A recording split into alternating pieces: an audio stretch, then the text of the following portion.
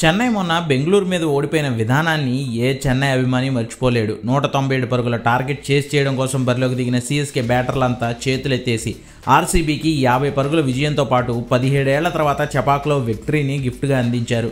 ఈ విషయం కంటే చెన్నైను బాధపెట్టిన మరో అంశం ఎంఎస్ ధోని బ్యాటింగ్ ఆర్డర్ గురించి.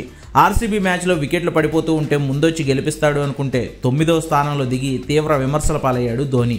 ఆడే ఉద్దేశం లేనప్పుడు రిటైర్మెంట్గానే ఇచ్చేయచ్చుగా తలా అంటూ లాయల్ ఫ్యాన్స్ కూడా వైల్డ్గా రియాక్ట్ అయ్యారు ధోని మీద. సరే, అదేదో అయిపోయింది. ఈ మ్యాచ్లో ధోని ఏం చేయనున్నాడు అనేది ఇప్పుడు ఇంట్రెస్టింగ్. టీం అవసరాల దృష్ట్యా తను ఉన్నంతకాలం 4th or 5th డౌన్లో బ్యాటింగ్కి రావాలన్న వీరేంద్ర సెహ్వాగ్ లాంటి ఆటగాళ్ల సలహాలు సూచనలు ధోని పాటించి రాజస్థాన్ రాయల్స్ మీద మ్యాచ్లో ముందొచ్చి బ్యాటింగ్ చేస్తాడా అనేది ఆసక్తికరంగా మారింది. మరోవైపు సంజు శాంసన్ గాయం కారణంగా ఆర్ఆర్ చాలా వీక్గా మారిపోయింది. కెప్టెన్ రియాన్ పరాగ్ అనుభవం లేమి కెప్టెన్సీలో స్పష్టంగా కనిపిస్తోంది.